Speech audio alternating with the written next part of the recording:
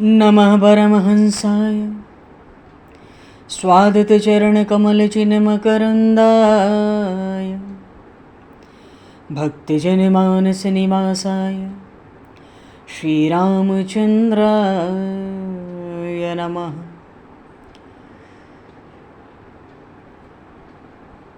वंशीविभूषितकरान्नवनीरदाभात् पीताम्बरादरुणबिम्बफलाधरोष्ठात् पूर्णेन्दुसुन्दरमुखादरविन्दनेत्रात् कृष्णात् परं किमपि तत्त्वमहं न जाने। वागीशा यस्य वदने लक्ष्मीर्यस्य च वक्षसि यस्तास्ते हृदये संविततं नरसिंहम् अहं भजे। विश्वसर्गविसर्गादि नवलक्षणलक्षितं श्रीकृष्णाख्यं परमधाम जगद्धाम नमामि तत्। गङ्गातरङ्गरमणीयं जटाकलापं गौरीनिरन्तरविभूषितं वामभागं नारायणप्रियं अनङ्गमदापहारं वाराणसीपुरपतिं भज विश्वनाथम्।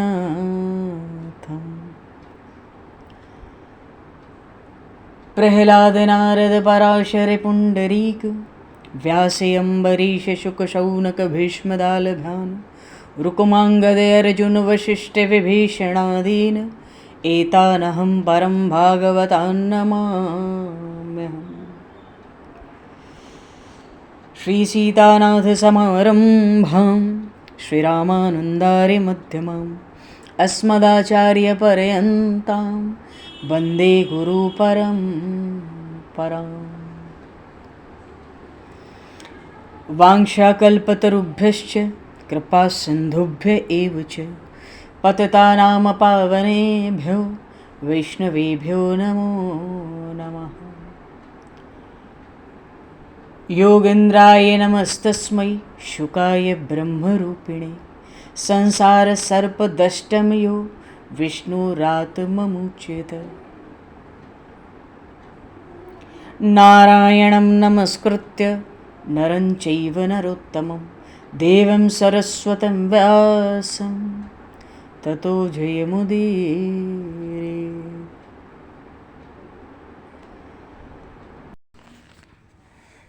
गोविंद जय जय गोपाल जय जय गोविंद जय जय राधे गोपाल जय जय राधा रमण हरि गोविंद जय जय राधा रमण हरि गोविंद जय जय श्री राम जय जय ऋषिकेश जय जय श्री राम जय जय ऋषिकेश जय जय सीतारमण राम रघुनाथ जय सीतारमण राम रघुनाथ जय गोविंद जय जय गोपाल जय जय गोविंद जय जय राधे गोपाल जय जय राधा रमण हरि गोविंद जय जय राधा रमण हरि गोविंद जय श्री राम जय जय ऋषिकेश जय जय श्री राम जय जय ऋषिकेश जय जय सीतारमण राम रघुनाथ जय सीतारमण राम रघुनाथ जय जय गोविंद जय जय गोपाल जय गोविंद जय गोपाल जय जय राधा रमण हरि गोविंद जय जय श्री वृंदावन बिहारी लाल की जय श्री जमुना महारानी की जय श्री गिरिराज महाराज की जय, श्री गिरिराज धरणे की जय, समस्त गौवंश की जय, 84 कोस ब्रजमंडल धाम की जय, श्री वेदव्यास जी महाराज की जय, श्री सुखदेव जी महाराज की जय, श्री शुत शौनक आदि ऋषियों की जय, श्री सद्गुरुदेव भगवान की जय, सब संतन की जय, सब भक्तन की जय, समस्त वैष्णवन की जय, समस्त पूर्वाचार्य चरणन की जय, समस्त संप्रदाचार्यन की जय, श्री सद्गुरुदेव भगवान की जय। गंगा मैया की जय, जमुना मैया की जय, सरयू मैया की जय, गौ माता की जय, तुलसी माता की जय, पृथ्वी माता की जय, काशी महारानी की जय। जय जय श्री सीताराम, जय जय श्री राधेश्याम। नमः पार्वती पते हर हर महादेव। हरिशरणम।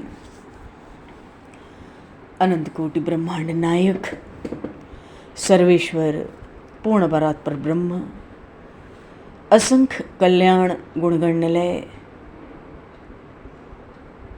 भक्त वांछा कल्पतरु, शरणागत वत्सल, भक्त वत्सल, दीनबंधु, दया सिंधु,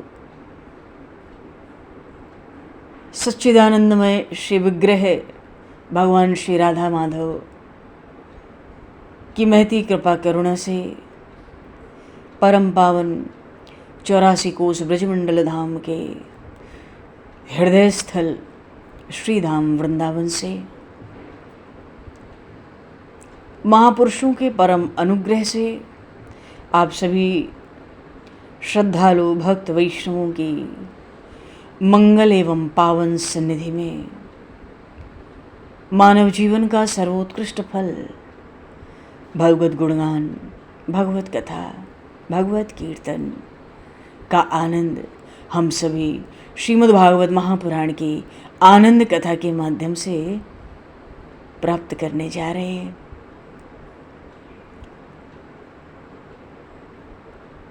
सर्वप्रथम आप सभी भक्तजनों के श्री चरणों में भगवत भाव से सादर वंदन, सादर नमन। आप सभी को यथा योग्य जय सिया राम, जय जय श्री राधे, हरि शरणम। जय हो, जय जय श्री राधे, सभी को जय सिया राम, जय हो भगवान, जय हो श्री राधे, श्री राधे, जय जय जय जय। कासाय वस्त्रं मणिहारभूषितं सिंहासनस्थं श्रितभक्तव्यापितम् अनाथनाथं करवीरवासनं श्रीकृष्ण गोविंद शरणं प्रपद्ये। श्रीकृष्ण गोविंद मनसा स्मरामि। आज मोक्षदा एकादशी की तिथि है और कल व्रत करने वाली मोक्षदा एकादशी है। व्रत करने वाली का अर्थ है जिस एकादशी में द्वादशी का संयोग नहीं होता उस एकादशी का वैष्णव व्रत नहीं करते। जिस एकादशी में द्वादशी का संयोग होता है ऐसा संयोग प्राप्त करके द्वादशी युक्त एकादशी का विधान है शास्त्रों में, पुराणों में, और भक्ति के सब संप्रदाय में यही है, द्वादशी युक्त एकादशी। वैसे आज मोक्षदा एकादशी की तिथि है और चूंकि मोक्षदा एकादशी की तिथि है तो श्रीमद् भगवद गीता जी की जयंती है। बोलिए श्रीमद् भगवद गीता की जय। ये तो साक्षात परब्रह्म परमेश्वर सच्चिदानंद घन परमात्मा श्री कृष्ण की वाणी है। तो गीता जयंती के इस परम पावन पर्व पर सभी भक्तजनों को, प्रेमी जनों को हार्दिक और मंगलमय शुभकामनाएं, अनंत शुभकामनाएं। तो थोड़ी सी गीता जी पे चर्चा होनी चाहिए। पहले भागवत जी की कथा कर ले हम लोग, क्या पहले भागवत जी की कथा कर लेते हैं।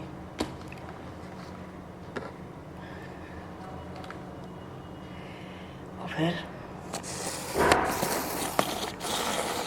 थोड़ा सा गीता जी पे चर्चा करेंगे, उनको नमन करेंगे, वंदन करेंगे। बोलिए श्रीमद् भागवत महापुराण की जय। अच्छा, पूर्व प्रसंग आया था कि भक्ति योग संबंध जोड़कर भगवान की भक्ति, इसको कहते हैं भक्ति योग। बिना संबंध जोड़े वास्तविक स्मरण होता ही नहीं है भगवान का। भगवान से कुछ मांगना हो तो 3 बातें मूल में है। भगवान से कुछ मांगने का अवसर आ जाए, ना भी आवे तो हृदय में मांगते रहे। एक तो भगवान के चरणों में प्रेम हो जाए, कैसे भी, सर्वोपरि बात है। श्री भगवत चरणों में अनन्य प्रीति, विशुद्ध प्रीति, अविरल भक्ति। दूसरी बात ये कि भगवान की जो महिमा है, भगवान का जो प्रभाव है, हे नाथ, उसका अनुभव होने लगे।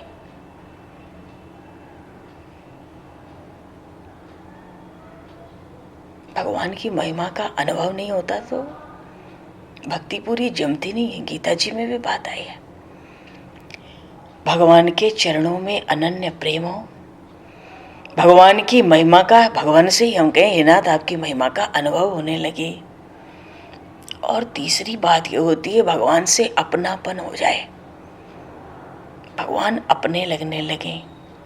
ये जो अपना लगने लगे भगवान, ये संबंध है, इसको भक्ति योग कहते हैं। आरंभ में भक्ति होती है, आगे चल के प्रभु की कृपा से भक्ति योग में प्रवेश होता है, क्योंकि भगवान का प्रेम भगवान ही कृपा करके दे सकते हैं। किसी की सामर्थ्य नहीं है कि वो भगवत प्रेम को प्राप्त कर ले, ये तो भगवत कृपा से ही प्राप्त हो सकता है। भगवान की महिमा का अनुभव हो जाए और भगवान अपने लगने लग जाए। अक्रूर जी ब्रज में आए, कल ब्रज की यात्रा की है। पूरी यात्रा में सुबह चले मथुरा से, शाम को आए गोकुल।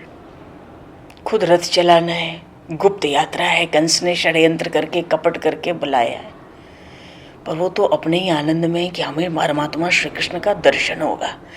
भाव ये है कि जो भावना थी वो संबंध से बड़ी, श्री कृष्ण हमको काका कहकर बुलाएंगे, ये जो भावना है वो संबंध से बड़ी है।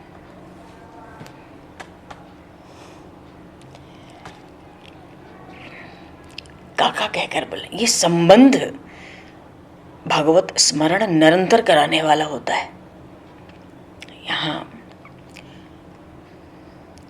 एक महात्मा बालकृष्ण लाल को अपना पुत्र कह के मानते और उन बालकृष्ण लाल की सेवा में तन्मय हो जाते थे, उनके चिंतन में तन्मय हो जाते थे।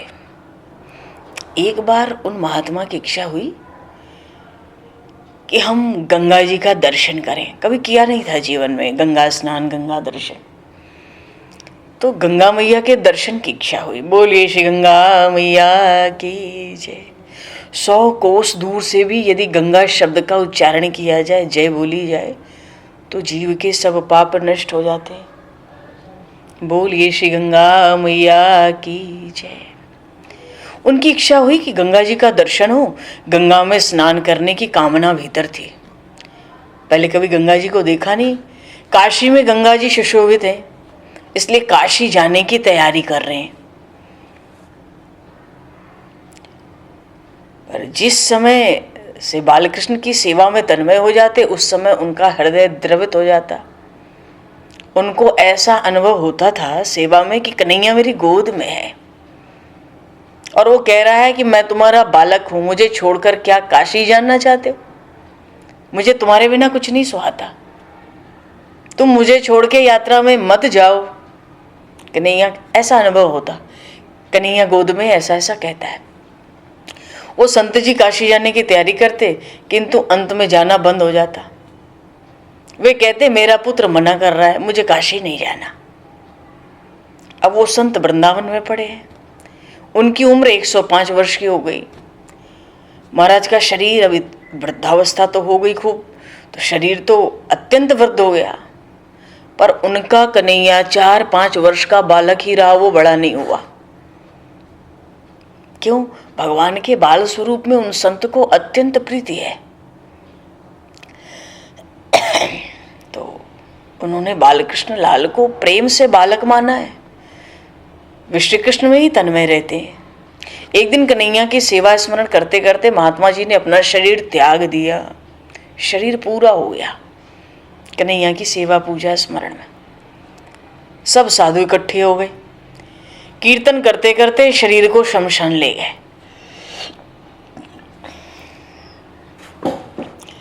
तो अग्नि संस्कार की तैयारी हुई। तो जहाँ अग्नि संस्कार की तैयारी हुई तो उस स्थान पर उसी समय शमशान में 5-6 वर्ष का सुंदर बालक आया। उसने पीला पतांबर पहन रखा है, कंधे पर गंगा जल का छोटा सा घड़ा है। उस बालक को देखकर सब आश्चर्य में पड़ गए। बालक कहता ये मेरे पिता हैं, मैं इनका पुत्र हूं, इनके अग्नि संस्कार का अधिकार मेरा है। बोली श्री बाल कृष्ण लाल की जय। बात है संबंध की, अपनेपन की। कहते इनके अग्नि संस्कार का अधिकार मेरा है, ये मेरे पिता हैं, मैं इनका पुत्र हूं, मैं इनका अग्नि संस्कार करूंगा। इन्होंने मेरा बड़ा लाड़ प्यार किया है, मैंने तो बड़ा हट किया इनके संग, पर इन्होंने मुझसे प्रेम ही किया है। अच्छा, पिताजी की हमारी इच्छा है कि काशी में जाकर गंगा स्नान करने की तो थी, पर गंगा स्नान कर नहीं सके, और पिताजी की अंतिम इच्छा पूरी करना तो पुत्र का धर्म है। इतना कहते ही उस 5-6 वर्ष के बालक ने महात्मा के शरीर को गंगा जल से स्नान कराया। शमशान में पुत्र को पिता की अंतिम समय में जैसे पूजा करनी चाहिए, उसी प्रकार बालक ने अंतिम पूजा की। ये विधान होता है। कपाल पर तिलक किया पिता के, उनको फूलों की माला शमशान में पहनाई। बालक ने उनके चरण में माथा झुकाया और कहा, बाबा तुम्हारा कन्हैया तुमको वंदन करता है। धीरे से कह दिया, अरे बाबा तेरा कन्हैया तुझे वंदन करता है। और वंदन करते करते उन प्रभु की भी आंखों में आंसू आ गए। उन्होंने कहा, ऐसे पिता को धन्य है, इनका मुझ पर कितना प्रेम था। बालक ने संत का अंतिम संस्कार किया। इसके बाद देखते देखते बालक अदृश्य हो गया। बात यह है कि यदि परमात्मा के साथ संबंध रखा जाए तो अंत समय में वो हमारे बहुत काम आएंगे। संसार तो कहो मृत्यु शैया पर भी छोड़कर चला जाए, यदि हम ईश्वर के साथ संबंध करें, जोड़ें, तो ईश्वर परमात्मा कभी धोखा नहीं होगा। उस संबंध में परमात्मा धोखा नहीं दे सकता, और खूब मन भी शांत रहता है परमात्मा के साथ संबंध जोड़कर। अक्रूर जी ने श्री कृष्ण के साथ संबंध जोड़ा है। यदि जीव श्री कृष्ण के साथ संबंध जोड़ेगा तो अंत समय में उसको श्री कृष्ण लेने आएंगे। इसलिए जो भगवान की भक्ति है ना, संबंध से युक्त भक्ति, मानो भक्ति योग, वो भक्ति मरण सुधारती है, वो भक्ति हमारे जीवन को मंगलमय भी बनाती है। अक्रूर जी की इच्छा थी कि श्री कृष्ण उनको एक बार काका कह के बुलावें। तो प्रभु को जब पता चला कि जीव को काका कह के पुकारने की तीव्र इच्छा है, इसमें मेरी क्या हानि है, मैं तो सबका बाप हूं, सबका दादा भी हूं। भाव यह है कि हम उन परमात्मा के साथ जो संबंध जोड़ेंगे वे अवश्य सहायक बनते हैं। श्री कृष्ण ने अक्रूर जी के मस्तक पर हाथ फेरा और कहा, काका अब उठो। अभी तक वो दंडवत प्रणाम में ही पड़े। कल का हम लोगों ने ऐसे ही छोड़ा है अक्रूर जी को, वंदन करने दो। आज पूरे रास्ते तो वंदन किए। तो भगवान ने पहले कहा था अब उठो, अब कहते हैं काका अब उठो। ये सुनकर अक्रूर जी को ऐसा अद्भुत आनंद हुआ।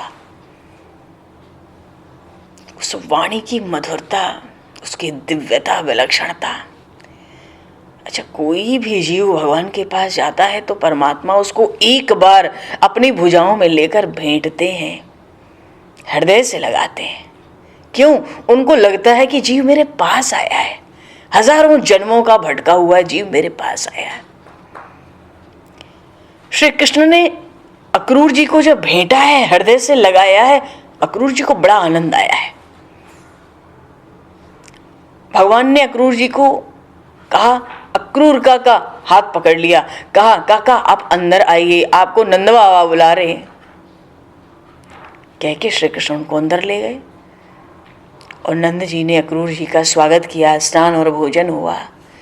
बिछौने पर बैठे, शैया पर बैठे नंद बाबा ने कुशल समाचार मथुरा की पूछी। अक्रूर जी कहते हैं सभी आनंद से हैं और आपको बहुत याद करते हैं। आप बहुत दिन से मथुरा नहीं आए। कंस राजा कल से एक बड़ा यज्ञ कर रहे हैं। मैं उस यज्ञ के दर्शन के लिए विशेष रूप से आपको निमंत्रण देने आया हूं। राजा कंस की मुझे यह आज्ञा है कि नंद बाबा दर्शन करने के लिए यज्ञ का मथुरा आवे। और अब तो कन्हैया भी 11 वर्ष के हो रहे हैं, मथुरा पास ही है, फिर भी वो अभी तक एक बार भी मथुरा नहीं आए।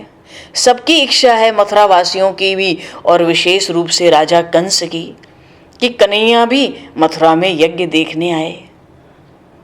इस कन्हैया को लाने के लिए राजा कंस ने सोने का रथ भेजा है। भाई देखो, कंस राजा ने रथ तो भेजा है सोने का कन्हैया को लाने के लिए, पर कपट से भेजा है। और नंद बाबा तो भोले हैं, जो बहुत भोले होते हैं उनको छल कपट दिखाई नहीं देता। नंद बाबा तो समाचार सुन के खुश हो गए। कहते हैं अक्रूर जी से, अरे अक्रूर जी, एक ब्राह्मण ने कन्हैया की जन्म कुंडली देखकर मुझसे कहा था तुम्हारे कन्हैया को 11वां वर्ष आरंभ होते ही उसको लेने के लिए कोई बड़ी सवारी तेरे घर आएगी और उसके बाद तुम्हारा कन्हैया गायों के पीछे नंगे नंगे पांव नहीं घूमेगा। अरे ऐसा योग है इसकी कुंडली में, वो तो राजा होगा, राजा। नंद बाबा तो अक्रूर जी से कहते हैं, देखो ना ब्राह्मण की बात सत्य सिद्ध हुई। आज तुम रथ लेकर आए हो। मेरी भी बहुत इच्छा थी कि कन्हैया को मथुरा दिखा दूं। अब मैं कल श्री कृष्ण बलराम को मथुरा लेकर आऊंगा। देखो मुझे तो इस रथ में नहीं बैठना है, मैं तो बैलगाड़ी में बैठकर आऊंगा, पर तुम मेरे बालकों को उस रथ में बैठाकर ले आना। कितने भोले हैं नंद बाबा। चलो, बालकों को भी समाचार मिला मथुरा जाना है। ये कौन से बालक हैं? ग्वाल सखा, भगवान के ग्वाल मित्र, बाल सखा। सब दौड़ते दौड़ते नंद बाबा के पास पहुंचते हैं। कहते हैं, बाबा मुझे भी अपने साथ ले चलो। कन्हैया अकेला जाएगा तो उसका ख्याल कौन रखेगा? देखो बात यह है कि सबका कन्हैया से कोई संबंध है, इसलिए निरंतर स्मरण बना हुआ है। कन्हैया अकेला जाएगा तो उसका ख्याल कौन रखेगा? बाबा तुम तो जानते हो हमारा लाला बड़ा चंचल है। और फिर उसके साथ वहां मथुरा में खेलेगा कौन? हम खेलेंगे? अरे बाबा हमें जाने से मत रोकना।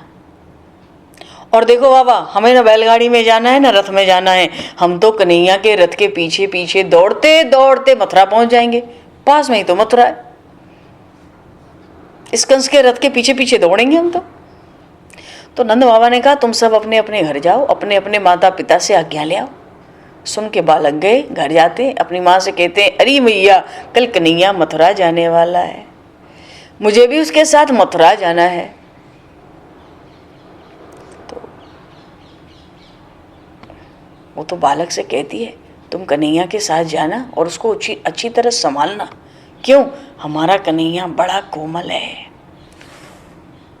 उसने कभी कोई यात्रा नहीं की अभी तक।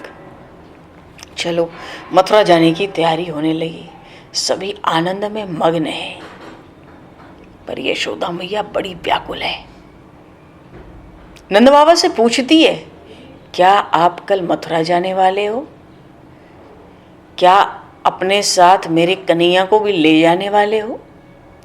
नंद बाबा कहते हैं, हाँ कल मथुरा जाना है। तो देखती नहीं कि कंस राजा ने कन्हैया के लिए रथ भेजा है, सोने का रथ। यशोदा मैया कहती है, ये रथ देखकर आप भ्रम में मत पड़ो। ये कंस बड़ा कपटी है, आप क्यों भूलते हो? उसकी नीयत अच्छी नहीं है। और वैसे भी इधर 2-3 दिन से मुझे बड़े खराब खराब सपने दिखाई देते हैं। मैं तो विचार कर रही थी भाई कि मुझे ऐसे खराब स्वप्न क्यों दिखाई देते हैं। मैं आपसे क्या कहूँ, आप अक्रूर से बातें करते हैं तो ये अक्रूर तो मुझे काल जैसा दिखता है। देखो, मेरा कन्हैया मथुरा नहीं जाएगा। अरे सुबह उठते इसको भूख लगती है, तब मैं उसको सवेरे मक्खन देती हूँ, थोड़ा खाता है, बड़ा संकोची है। और देखो मेरा कन्हैया देखने में कितना सुंदर है। मुझे भय रहता है अत्यंत सुंदर होने के कारण कन्हैया को किसी की नजर न लग जाए, मथुरा जाने पे कोई स्त्री उस पर जादू न कर दे। देखो, मथुरा जाकर ये लौटकर वापस नहीं आएगा, इसको नहीं जाना है, नहीं जाने देना। ये मुझे प्राणों से बढ़कर प्यारा लगता है। यही मेरे जीवन का आधार है। यशोदा मैया बार बार नंद बाबा से आग्रह कहती है, अरे मेरी वृद्धावस्था है, मेरी इस वृद्धावस्था में मेरी कन्हैया को मेरी आंखों से दूर न करो। आपकी वहां जाने की बड़ी इच्छा है तो बलराम को साथ ले जाओ। मैं कन्हैया को आपके साथ नहीं भेजूंगी। यदि कन्हैया हट करेगा ना तो भी नहीं भेजूंगी। यशोदा मैया का हृदय भीतर से बहुत व्याकुल हो। नंद बाबा मैया को समझा रहे हैं, देख कन्हैया का 11वां वर्ष चल रहा है, अरे इसको कुछ बाहरी ज्ञान भी होना चाहिए। तू इसे घर में कितने दिन कैद करके रखेगी? मैं तो इसको जल्दी से गोकुल का राजा बनाने वाला हूं। कंस एक बड़ा राजा है, उसके साथ जान पहचान होगी कन्हैया की तो अच्छा रहेगा। ये गोकुल का राजा होगा। कंस ने लाने के लिए रथ भेजा है, यदि न भेजूं तो कंस को बुरा मानेगा, फिर दुश्मनी करेगा कन्हैया से। तू जाने दे। यशोदा मैया व्याकुल होकर कहती है, यहां से जाने के बाद वो जल्दी वापस नहीं आएगा। नंद बाबा कहते, क्यों नहीं आएगा? आएगा। अरे मैं इसके साथ जाने वाला हूं, मैं इसे मथुरा में सब कुछ दिखाऊंगा, फिर उसको इसी रथ में बिठाकर वापस लाऊंगा। तू चिंता मत कर। देखो, नंद बाबा को तो पता ही नहीं कि मथुरा में क्या होने वाला है, पर यशोदा की बात नहीं मानते। बाबा को लगता है कन्हैया थोड़ा घूम फिर आवे, थोड़ा। हरिशरणम। देखो, अब नंद बाबा तो समझा रहे हैं और उनको पता है नहीं मथुरा की स्थिति का। यशोदा मैया की बात सुन नहीं रहे। अच्छा, रात्रि में घर के सब लोग सो गए। नंद बाबा ये बात भूल गए हैं, उनको नींद भी आ गई है, पर माता यशोदा बड़ी व्याकुल है। उन्होंने अपने बालकृष्ण को बिछौने पर सुला दिया। अब बारंबार उनकी पीठ थपथपाती है। यशोदा मैया का हृदय बड़ा व्याकुल है। बालकृष्ण लाल के मस्तक पर हाथ फेरती हैं, सोचती हैं, आज ये मेरे बिछौने पर है, कल यहां नहीं होगा। मथुरा जाने के बाद क्या होगा पता नहीं। सोच सोच कर मैया व्याकुल हो उठती है, रो पड़ती है बार बार। आज मैया को निद्रा नहीं है। आधी रात का समय है, बिछौने को मैया ने छोड़ दिया है, बालकृष्ण पौड़े हुए हैं।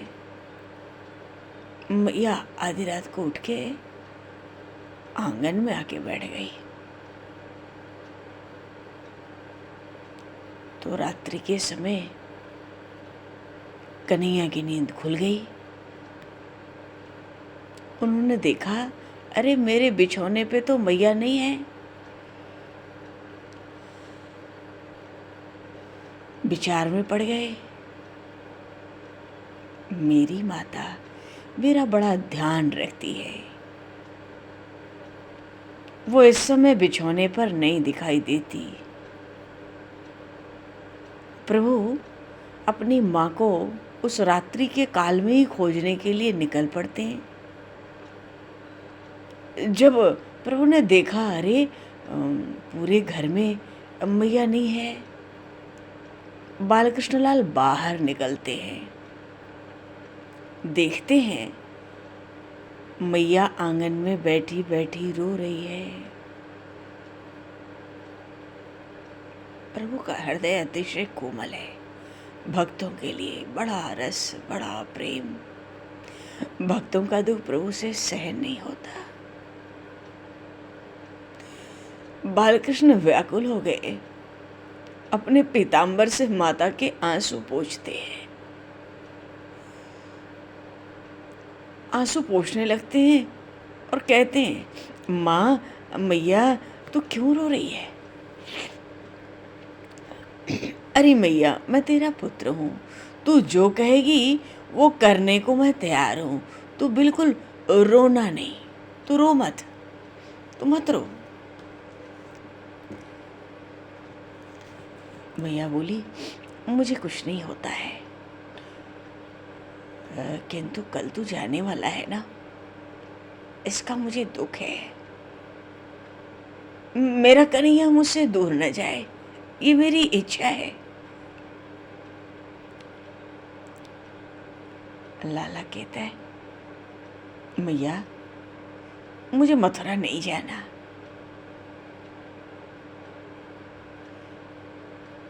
पर कंस मामा की आज्ञा न मानो तो उनको बुरा लगेगा, इसलिए कल मैं उनके यहाँ जाऊंगा। ये सुनकर मैया ने कहा, मुझे तेरे बिना कुछ नहीं सुहाता कन्हैया।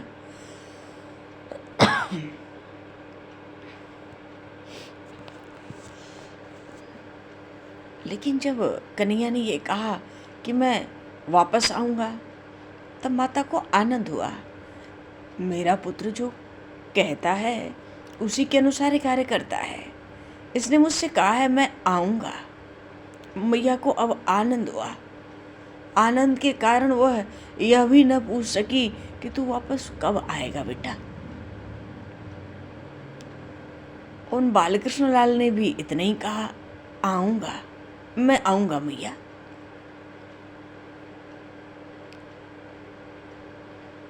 वो बात स्पष्ट है, हम मनुष्यों को किसी की आशा नहीं रखनी चाहिए, परमात्मा की आशा छोड़नी नहीं चाहिए।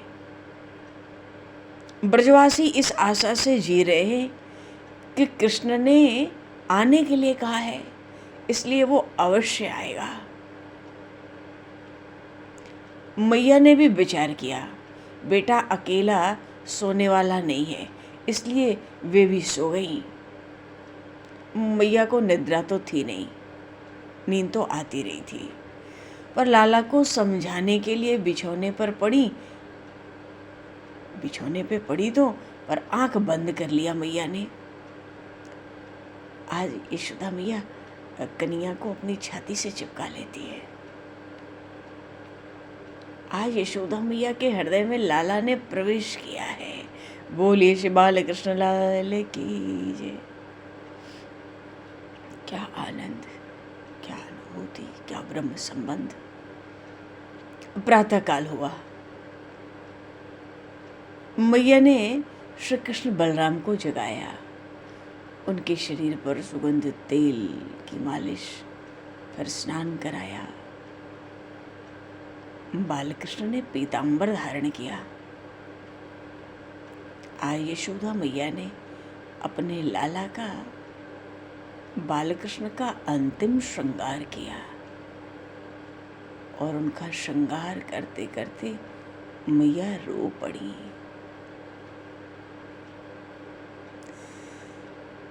मैया को प्रेम विह्वल देख के कन्हैया की आंखों में आंसू आ गए। प्रभु कहते हैं, अम्मा तुम रोती हो, तुम्हें रोती देखकर मुझे दुख होता है। मैया ने भी अपने दुख के वेग को दबा लिया। और दूसरी ओर देखो, अक्रूर जी आए हैं, अक्रूर जी ने रथ तैयार किया, आंगन में ले आए। अच्छा, जब गोपियों को ये समाचार मिला तो सब गोपियां यशोदा मैया के आंगन में पहुंच गई। आज तो श्री राधा रानी भी आ गई। उनकी अवस्था इस समय 8-9 वर्ष की होगी। उनका श्रृंगार बड़ा सादा है। श्री जी ने जब से ये जाना कि श्री कृष्ण मथुरा जाने वाले हैं, तभी से रह के मूर्छावस्था में हैं। कुछ सखियां, कुछ गोपियां श्री जी की, श्री राधा रानी की सेवा में लगी हैं, कुछ रथ घेर कर बैठी हैं और कुछ अक्रूर जी से बातें करती हुई हैं। क्या बातें करती हैं? अक्रूर जी, आप कैसे हो? आप क्या हमारा गोकुल गांव उजाड़ने आए हो? आपका नाम तो अक्रूर है, पर आप बड़े क्रूर हो। गोपियां तरह तरह से उलाहना देती है। अरे कन्हैया को न ले जाओ। अरे क्रूर अक्रूर क्या मन में आई, कहाँ ले चला ब्रज का प्यारा कन्हाई। न ले जा रे प्राण जीवन हमारा, अभी हमने जी भर के देखा नहीं है।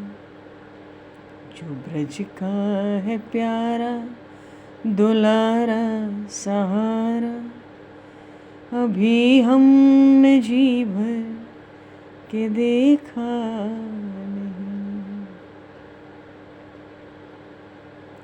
न कान्हा बिना ब्रज का जीवन रहेगा, विरह की व्यथा हाय कैसे सहेगा।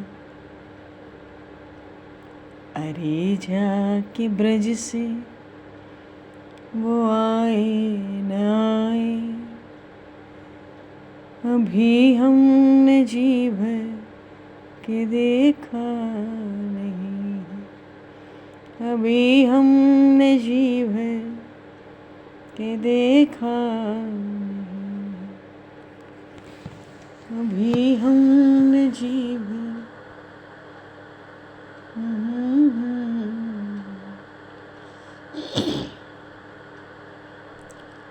गोपियां क्रूर जी को घेर के बड़ी बड़ी बातें सुनाती हैं।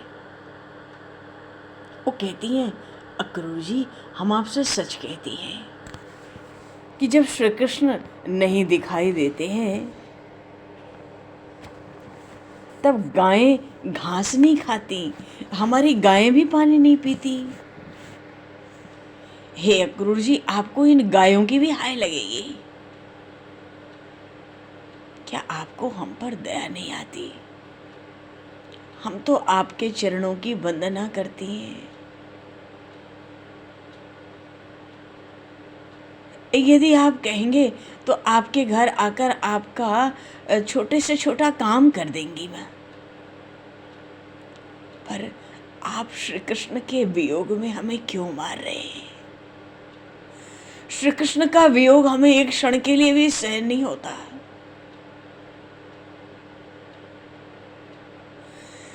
बिना श्री कृष्ण के हमारा जीवन व्यर्थ ही है। गोपियां अंदर ही अंदर बात करते करते कहती हैं, इसकी बुआ ने बिना विचारे ही इसका नाम अक्रूर रखा है। ये तो बड़ा क्रूर दिखाई देता है। एक गोपी ने कहा कि विधाता दो प्रेमियों को एक स्थान पर देख ही नहीं सकता। आज गोपी सेवा किस प्रकार करे ये समझ नहीं आता। वो तो कहती है मैं तो मूर्ख हूँ, पागल हूँ, मैं सारे दिन हे कृष्ण याद करती हूँ। मथुरा की स्त्रियां सुनाए बड़ी सुंदर हैं, बहुत शिक्षित हैं, लाला की बड़ी सेवा करेंगी। फिर हमारा बालकृष्ण गोकुल वापस नहीं आएगा, हमें भूल जाएगा। श्री कृष्ण के बिना यह जीवन व्यर्थ है।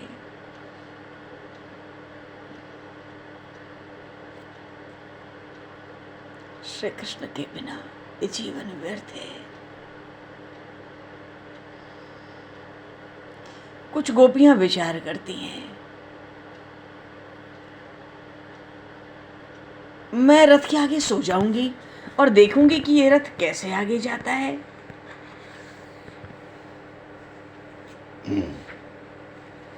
गोपियां बड़ी व्याकुल हो रही हैं। अक्रूर जी ने गोपियों का प्रेम देखा, उनकी नजर, उनकी दृष्टि धरती पर गड़ी है। उन्होंने दोनों हाथ अपने जोड़ लिए हैं, कुछ कहते नहीं बना।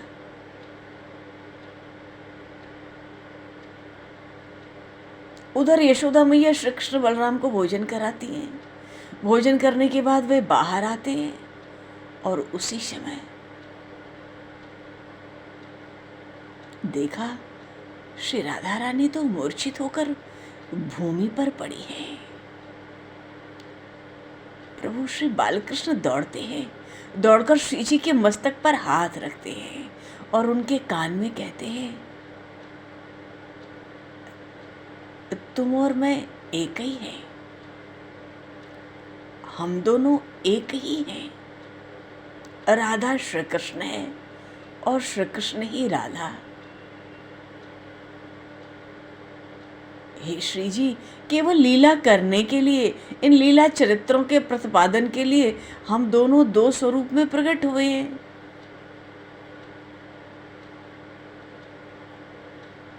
आज तक मैं श्री राधा रानी को खुश करने के लिए बांसुरी बजाता था, मैं गोपियों को खुश करने के लिए नाचता था, पर हे श्री राधे, इस जगत में पाप बढ़ गया है।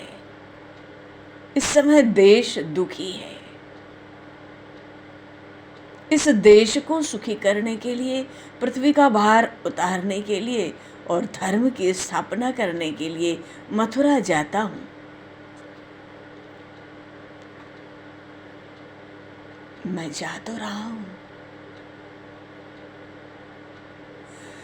किंतु मैंने अपने प्राण आप में रख छोड़े हैं। हे श्री राधे, मैं आपको क्या दूं?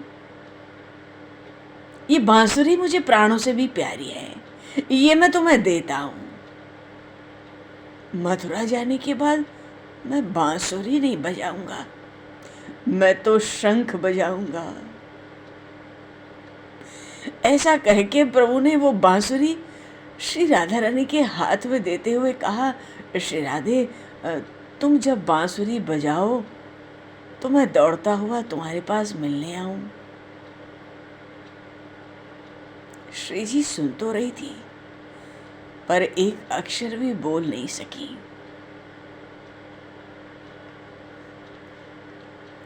भगवान श्री कृष्ण ने गोपियों से कहा, यदि तुम रोगी तो मेरे प्रस्थान के समय अपशगुन होगा, इसलिए रोना नहीं, मैं तुम्हारा प्रेम जानता हूं।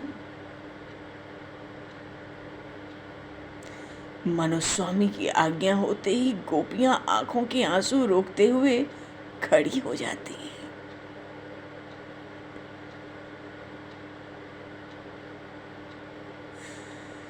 उधर अक्रूर जी ने कहा कि मैं आप सबसे आज्ञा चाहता हूं, पर गोपियां तो उन परमात्मा श्री कृष्ण को मनाती हुई कहती हैं कि हे प्यारे, हमारा नियम है, हम तुमको प्रतिदिन मक्खन मिश्री देती हैं, वो तैयार रखा है, तुमको अधिक नहीं रोकना है, इसे खाकर मथुरा जाओ। दूसरी गोपी कहती है, मेरा नियम है कि मैं प्रतिदिन सायंकाल श्री कृष्ण को तिलक करती हूँ, लाला की आरती उतारती हूँ। आप अपने प्रस्थान करने से पूर्व 2 घड़ी के लिए पधारिए, मैं आपका अधिक समय नहीं लूंगी, आपको अधिक नहीं रोकूंगी। जी कितना कहा जाए, वाणी का विषय नहीं है। गोपी प्रेम का बड़ा सुंदर वर्णन किया गया। प्रभु ने सबको आश्वासन दिया, सबकी सेवा स्वीकार की और बलराम जी के साथ प्रभु रथ पर बैठे। पर जब प्रभु रथ में विराजमान हुए, रथ में विराजमान उन श्री कृष्ण के दर्शन से गोपियां व्याकुल हो उठी कि कन्हैया जा रहा है, अब इसका दर्शन कब होगा। गोपियों के दबाए हुए, बलपूर्वक दबाए हुए अश्रु बाहर छलक पड़े। सबने हाथ उठाकर कहा, हे गोविंद, हे दामोदर, हे प्राण प्यारे, आप जल्दी वापस आना। एवं ब्रुवाणा विरहातुरा वृषम ब्रजस्त्रियः कृष्ण विषक्त मानसा वृषिज्य लज्जाम रुरुदुः स्म सुस्वरम गोविंद दामोदर माधवेति।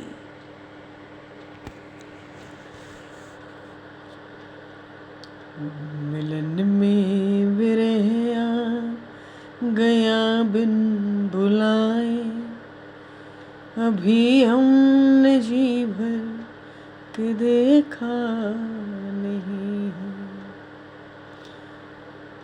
मिलन में विरह की अमा गई क्यों, बनारतों के काले घटा छा गई क्यों। वो हंसते हंसाते मधुर रस बहाते, अभी हमने जी भर के देखा नहीं, अभी हमने जी भर के देखा नहीं, अभी हम।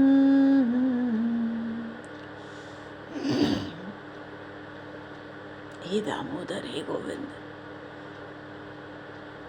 गोपियां व्याकुल होगी, एक स्वर में प्रभु से कहती हैं, हम तुम्हारे ही आधार पर जी रही हैं, हमारा त्याग न करना। प्रभु ने अक्रूर जी की ओर देखा और रथ चलाने का संकेत दिया। और जब अक्रूर जी ने रथ चलाया तो गोपियां बहुत व्याकुल हो गईं और बोल पड़ी, अक्रूर अक्रूर, तू हमें गोविंद के दर्शन करने दे।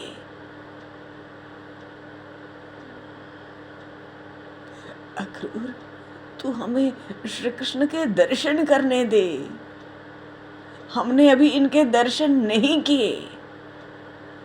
अक्रूर, तू क्या क्रूर हो गया है, तुझे हम सब पर दया नहीं आती।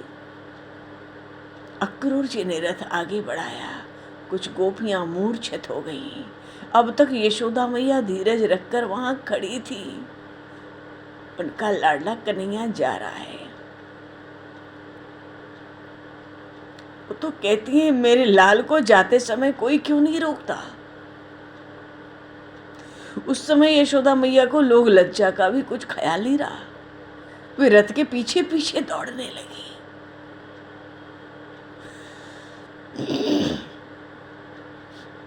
अब प्रभु ने देखा मैया दौड़ रही है, मैया आ रही है। प्रभु रथ से नीचे उतर पड़े। मैया ने उनसे कहा, बेटा, मेरी इच्छा थी कि तू मेरी आंखों से दूर न जा, मैंने तुझे आनंदमय रूप में देखने का हमेशा प्रयत्न किया, अब तुझे मथुरा जाने की इच्छा हुई है, इसलिए मैं तुझे रोकती नहीं, तेरा सुख ही मेरा सुख है। अल्लाह, तू ऐसा ऐसा है ना कि तुझे याद करके सब रोते हैं, मैं भी तुझे याद करके रोऊंगी। ब्रज के बिरही लोग बिचारे, ब्रज के बिरही लोग बिचारे, बिन गोपाल ठगे से ठाणे, अति दुर्बल तनकारे, अति दुर्बल तनकारे ब्रज के बेरे लोग बिचारे ब्रज के बेरे लोग बिचारे।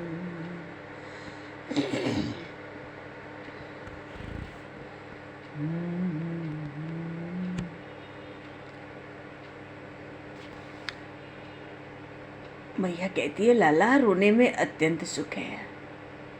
परमात्मा का स्मरण करते करते जो उनके वियोग में रोता है उसके दुख का अंत होता है, उसके दुख का अंत आ जाता है।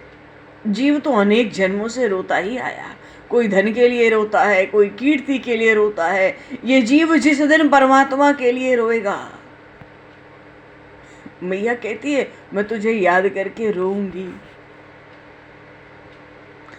मैया ने कन्हैया का हाथ दाऊ जी के हाथ में देते हुए कहा, बेटा तू बड़ा है, तू इसे संभालना। मेरी इच्छा है कन्हैया कहीं इधर उधर न जाए, और यह यदि कभी हट करे तो तू इसे खुश करना।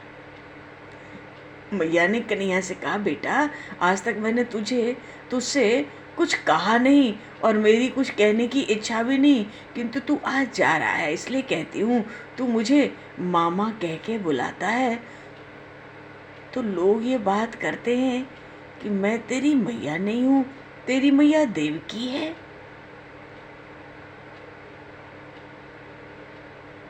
बेटा जो कुछ भी हो मैं तेरी दासी हूँ, तेरी धाय हूँ। बेटा मैंने तुझे दूध पिलाया है, मैं अधिक कुछ नहीं जानती, केवल इतना ही जानती हूँ कि मैंने तुझसे प्रेम किया है, तुझे पाल पोस कर मैंने बड़ा किया है। मैं केवल यही इच्छा रखती हूँ कि लाला को कोई तकलीफ ना हो।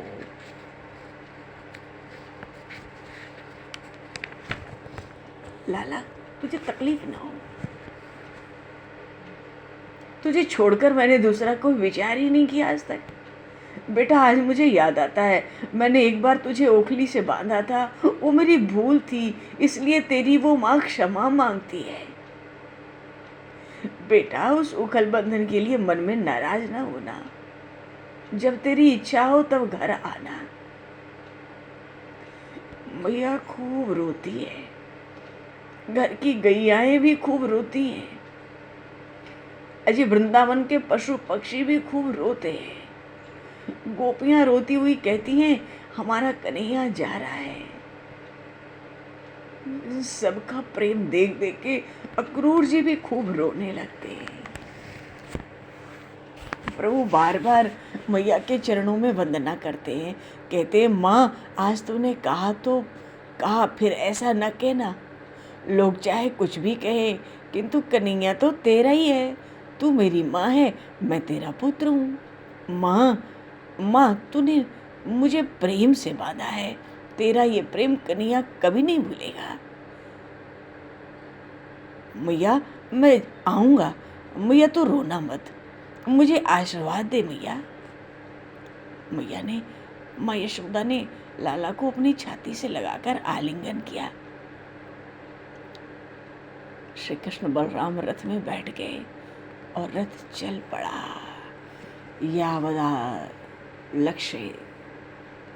यावदा लक्ष्यति केतुर यावदृढ़ रथस्य च अनुप्रस्थापितात्मानो लेख्या निवोपलक्षताः।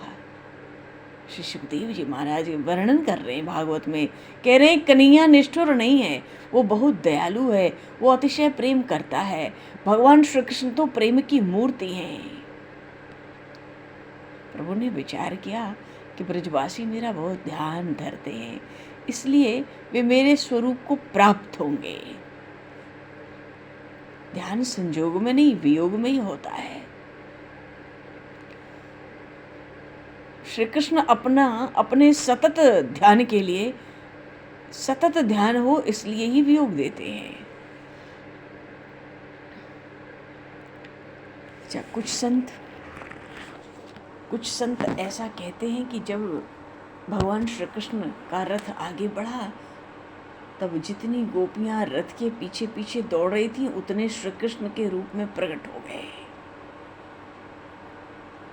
श्री कृष्ण एक गोपी के कान में कहते हैं, तू मुझे कहीं छिपा दे, मुझे अब जाना नहीं है, तू किसी से ये बात कहना नहीं कि मैं यहीं रह गया। इस कारण कुछ गोपियों को ये अनुभव होता है कि श्री कृष्ण मेरे लिए रथ से उतर पड़े हैं। किसी को ऐसा मालूम पड़ता है कि वो मेरे साथ है, किसी को ऐसा लगता है कि वो मेरे घर आए हैं। मानो इस प्रकार गोपियों की आंखों में श्री कृष्ण है, उनके हृदय में श्री कृष्ण है, उनके रोम रोम में श्री कृष्ण है। अजी गोपियां कृष्ण रूप हैं। भक्त और भगवान दोनों अंदर से एक ही होते हैं। प्रभु गोपियों को ऐसा ही अनुभव कराते हैं। बाहर में वियोग है, अंदर में संयोग है। उधर अक्रूर जी जमुना जी की धारा तक रथ ले आए। श्री कृष्ण बलराम उस रथ पर विराजमान है। अक्रूर जी ने जमुना जी के जल में स्नान किया, दोपहर की संध्या की। उस समय यमुना जी में श्री कृष्ण भगवान के दर्शन का लाभ उनको मिला। एक तो भगवान श्री कृष्ण रथ में विराजमान, और दूसरे जब जमुना जी में अक्रूर जी डुबकी लगाते हैं तो जमुना जी के जल के भीतर भी श्री कृष्ण दिखाई देते हैं। भीतर भी, जल के भीतर भी श्री कृष्ण, बाहर भी रथ पर बैठकर श्री कृष्ण। मानो अक्रूर जी को विश्वास हो गया श्री कृष्ण तो सर्वरूप सर्वव्यापक परमात्मा है। प्रभु के दर्शन का बड़ा आनंद मिला उनको। अक्रूर जी प्रभु की स्तुति करते हैं। प्रसंग बड़ा सुंदर। थोड़ा संक्षेप में चलेंगे। उधर प्रभु भगवान श्री कृष्ण बलराम मथुरा पहुंच जाते हैं। अच्छा, नंद बाबा भी तो आए हैं। नंद बाबा ने मथुरा के बाहर एक बगीचे में अपना मुकाम डाला है। लाला को भी लगता है कि अक्रूर जी से कहते हैं हमें भी इसी बगीचे में रहना है। अक्रूर जी की तो बड़ी इच्छा थी ना कि प्रभु मेरे घर पधारें, मेरा घर पवित्र हो जाए। पर भगवान श्री कृष्ण ने कहा, काका मामा की खबर लिए बिना मुझे किसी के घर नहीं जाना।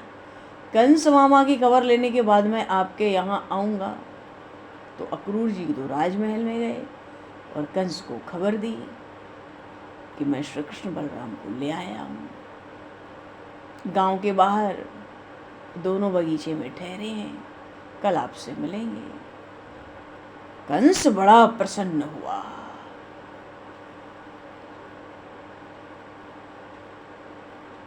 नंद बाबा तो पहले ही बगीचे में प्रतीक्षा कर रहे थे बालकृष्ण की। श्री कृष्ण बलराम पहुंचे। कन्हैया पहुंचे तो बाबा को बड़ा आनंद हुआ। नंद बाबा ने कन्हैया को गोद में उठा लिया, बड़ा प्यार किया।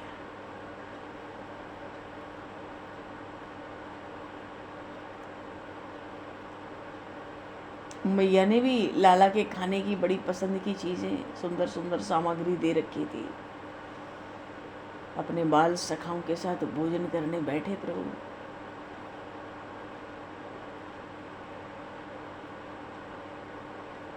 कुछ भी कहो, प्रभु के जीवन का ये पहला अवसर हुआ जब यशोदा मैया उनके साथ नहीं है, बाबा भी हैं, ग्वाल बाल भी है। भोजन करते समय उन्हें प्रभु को मैया का प्रेम याद आया। वो कितना प्रेम करती है। प्रभु ने मैया का स्मरण किया तो उनकी आंखों से आंसू चलने लगे। हाथ का कौर हाथ में ही रह जाता। आज बालकृष्ण लाल मैया की याद में भोजन नहीं कर पाते।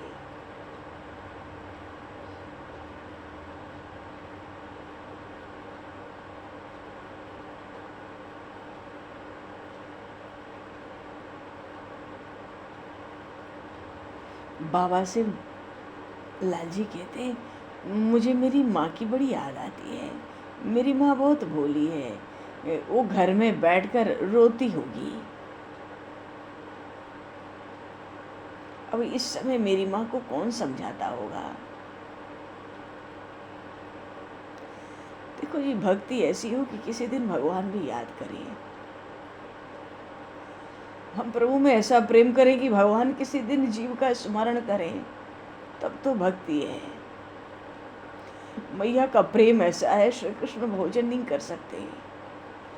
प्रभु को गायों की भी याद आती है, गोकुल की याद आती है। गाय घास नहीं खाती, पानी नहीं पीती, नजर गड़ा के रंभाती थी। गायें तो कहती हमारा गोपाल अदृश्य हो गया, वो कब लौटेगा। एक गौएं भी लाला का रास्ता देखती हैं, वो चारा नहीं खाती।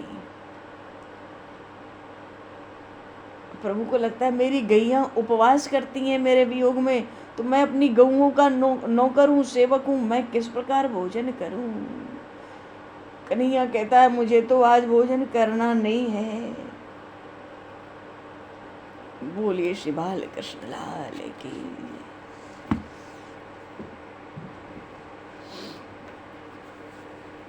श्रीमद् भागवत महापुराण की जय। भगवान समय को दृष्टिगत करते हुए आज यहीं पर वाणी को विराम। दो पल प्रभु का नाम बोल लिया जाए पहले, फिर वाणी को विराम हो जाए। गोविंद मेरो है, गोपाल मेरो है,